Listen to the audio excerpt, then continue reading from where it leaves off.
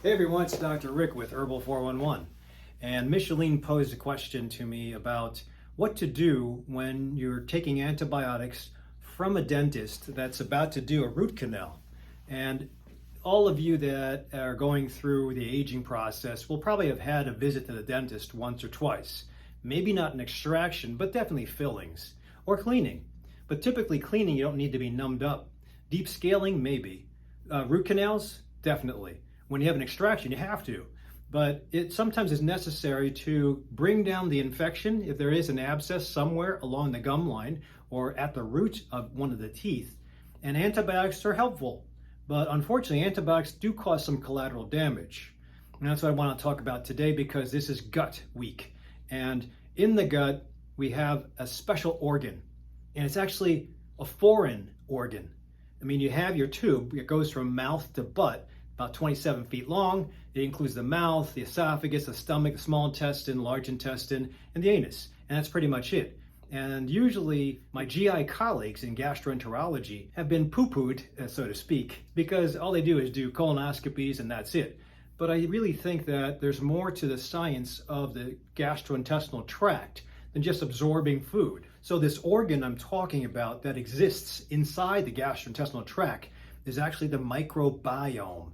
Microbiome is just a nice word that accounts for all the bacteria that lives in your gut. As a human, you actually hold more foreign DNA than native DNA. It's you, your cells, your DNA, your RNA. But what happens in the gut is as you pass through mom's vaginal canal or breastfeed, you're getting introduced to your first inoculum, meaning your first probiotic. Those of you who take probiotics, good job. I would always change, just FYI, your probiotic every 2 months. And most probiotic bottles last about 1 to 2 months. If you change up your probiotic and add a different bacteria to your gut, you should be able to have a lot of diversity. And that's what the name of the game is when you're born and you're inoculated with bacteria from mom's vaginal canal or breast or grandpa's kisses or the dog that's passing by licking the baby's face. You're going to have bacteria after bacteria being introduced into the new microbiome. And you'll also have it in food. As much as you can wash food, there's always going to be probiotics in food.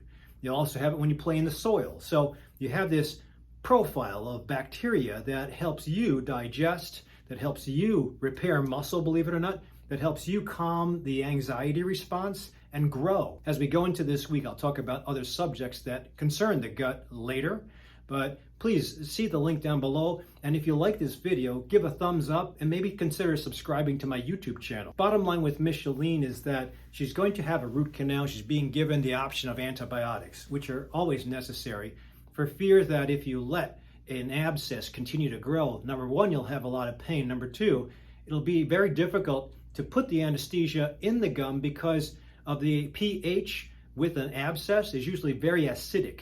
When you inject numbing medicine into an acidic environment, it doesn't work as well.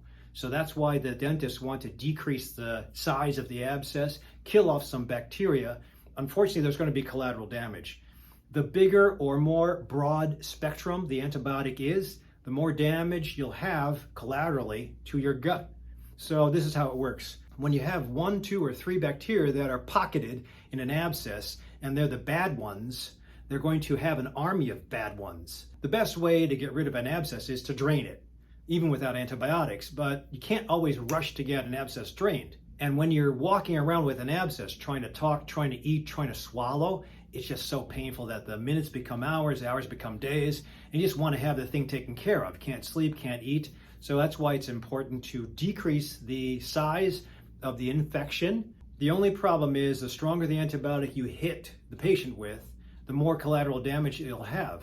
Because in your gut, that microbiome, which is the collection of your profile of bacteria, you have to have wide diversity, different bacterias. And in different papers, there's about 4,000 different species and about 3 trillion bacteria. That's 3 trillion DNA or more. The papers all vary, but believe me, there's a lot of bacteria there. And usually the bacteria help each other exist and form this microbiome. The microbiome isn't just bacteria. It's also slime that the bacteria live in. That's called prebiotic. It's also negative and positively charged ions in that slime. There's also other things that work to signal the immune system that's also located in the gut.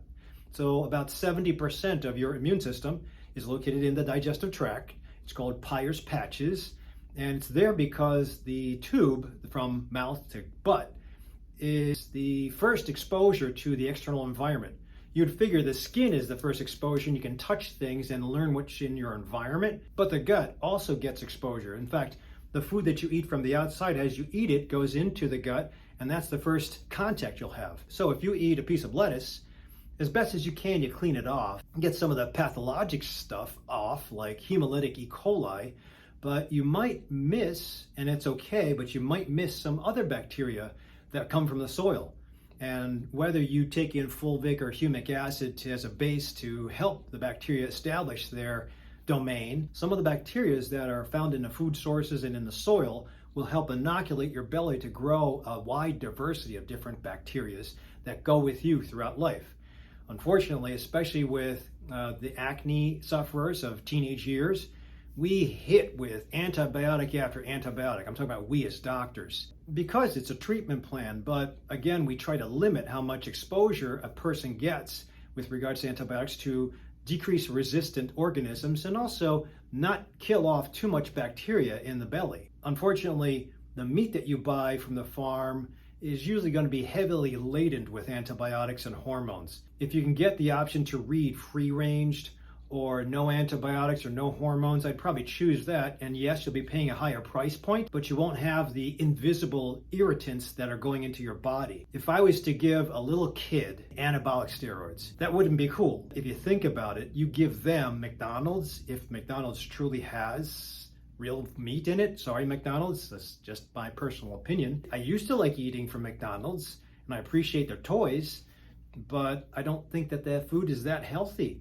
In fact, watch my video I put up for Erica and you'll see my steak, egg, and cheese bagel from 2011 still looks alive. And that's not good. How can something last from 2011 to 2022? That's 11 years and it still looks okay. I haven't smelled anything from it, but doesn't that stuff break down when it's natural? Anyway, you can make your own decisions. But bottom line with Michelin, the idea is if you're going to be on antibiotics, there's several choices that the doctor has to make. Number one would be which bacteria do you have, the highest assumption. And then number two, which antibiotic will address that bacteria and kill that bacteria. Now you can nuke the person by giving them the broadest spectrum antibiotic and it'll kill anything, no matter what. The only problem is when you kill the bacteria up here with a broad-based antibiotic, you'll also kill a broad array of different bacteria in your gut. And every time your gut, your microbiome gets hit with an antibiotic, you kill off and decrease the microbiome. And the smaller you make the populations, remember there's about 4,000 different species in the belly, the smaller that microbiome becomes, the less diversity you have in your population of different bacteria. And each bacteria does a different function. So if you happen to kill off the bacteria that helps with bowel movements, you'll have constipation. If you happen to kill off the bacteria that takes care of glucuronidase, you'll have reabsorption of estrogen. Nobody wants that shit, so to speak, but it's important to go with a narrow instead of a broad-based antibiotic. But some dentists will just throw the biggest one. There is information comparing amoxicillin to Zithromax or Z-Pak, as zithromycin is the scientific name. And amoxicillin does okay. It doesn't kill off too many bacteria. Z-Pak kills off everything. This is nuclear bomb. This is a grenade. So it's important to give the gut what it needs protection-wise so it doesn't lose all of its diversity and comes back. Typically after antibiotics are given and stopped, if you eat right, your gut will reestablish and bloom each of the 4,000 different species. If you're given a broad-based antibiotic, and then you go back to, say, a carnivore diet, no fiber, you're going to have a problem building up that bloom again or getting your diversity to where it was before, because fiber feeds the bacteria in your gut. Think of it this way. Every probiotic that you take has to have a fuel source for the probiotic, the one bacteria in the probiotic. Say lactobacilli, you'll always find that. Or bifidobacter. Bifidobacter is really cool. It helps calm down a gut, helps movement and motility. Another patient of mine, Bill, has had constipation since he was in his 20s. We've tried a couple different things, probiotics, magnesium, triphala. We got a pretty decent routine going, but you don't have to have constipation, and it doesn't have to be genetically passed down to everybody. I would postulate that if you fix the microbiome, it will help with motility. But nobody knows at this point which of those 4,000 species is responsible for the motility. I think what we have seen is that Bifidobacter helps calm down inflammation. So if you're not sure what to get, go with Bifido, at least to start. And then again, change your probiotic after the bottle is done. Take one every day. Typically, you're supposed to do it without eating because, in theory, the acid that you have in your stomach will kill some of that bacteria. And if you just rely on sauerkraut and tofu or kimchi or yogurt, I don't think that's enough. I mean, we're talking about 70,000 per container, and every container is like $1. Now, if you compare that to a probiotic capsule, which has about 3 billion at the least, 300 billion at the most, you have 70,000 in yogurt at $1 each. And then you have 3 to 300 billion per capsule in one whole bottle at $12 for the whole month to 2 months. I mean, there's a total difference. If you want to take yogurt because you like the taste, go for it. But don't do that for the probiotic. Take a probiotic, especially if you've been hit with antibiotic after antibiotic, or if you have problems with your gut. Please don't take this as medical advice. Take the information that we talk about and take it to your doctor and see how it pertains to you. These videos I do are to help you make decisions when you navigate the probiotics that you'll see at the refrigerated section of Fruitful Yield. I happen to love Fruitful Yield's choices. Please check them out. There's a couple in your area, or you might have to travel a little bit, but you won't be disappointed. So with regards to Micheline's problem about needing an antibiotic for up here, she's going to be given clindamycin. That's a pretty decent middle of the road. It's not too broad spectrum, it's not too narrow spectrum. That's pretty decent. She has an appointment in about 4 days, so I think that's fair to try it until she gets to the oral surgeon and he does what he has to do. Hopefully he'll stop the antibiotics after that because he's fixed the problem, but we'll have to see. Either way, 10 days of antibiotics should be all you really need. Hopefully she can rebloom the microbiota that she has into what it was before as far as a diverse amount of different bacteria. The only way to do that really is to feed the right kind of herbs. Of all 4,000 species of good bacteria, garlic extract seems to support good bacteria and it doesn't do anything or feed bad bacteria.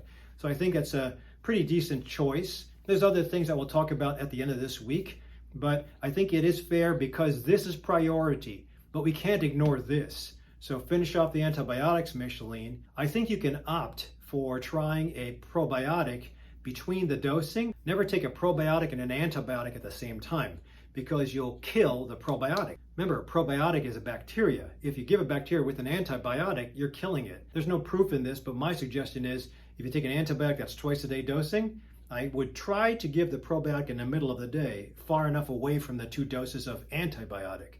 Now, that's a theory of mine. I don't know that we have enough data that says the middle of the day dose of probiotic will live, but I think it's better than nothing. And then you can continue on after the antibiotic is over with taking that probiotic. Again, if you take the probiotic, some of the data shows that most of the probiotic will be leaving in your poop, but I do think that it supports the inoculum and the microbiota that you have to give it some worthiness or to give it more strength to get back to its original amount of diverse bacteria. So hopefully this gives you a couple of ideas. You guys who take antibiotics for ear infections, sinus infections, if you were given Z-Pak, it's okay, although I just told you that's a nuclear bomb.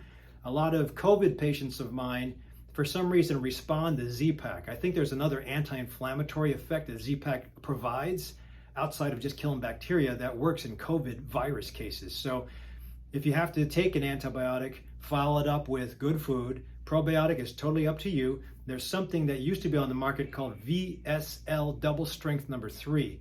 That was the biggest amount of bacteria that I have found. It used to be a prescription, but it's not there anymore. You can probably find it on Amazon under the words VSL. I don't think you'll see double strength. Guys, don't be afraid of taking antibiotics. Take care of your priority and then get back to the healing process as far as this gut. If you guys have any probiotic favorites that you have dealt with that work well, Put them in the comments down below. Don't forget to subscribe if you like this, and share this with other people who are going through multiple antibiotics or having IBS, having constipation. Stay healthy, eat healthy, get some sleep, and I'll see you at the next video.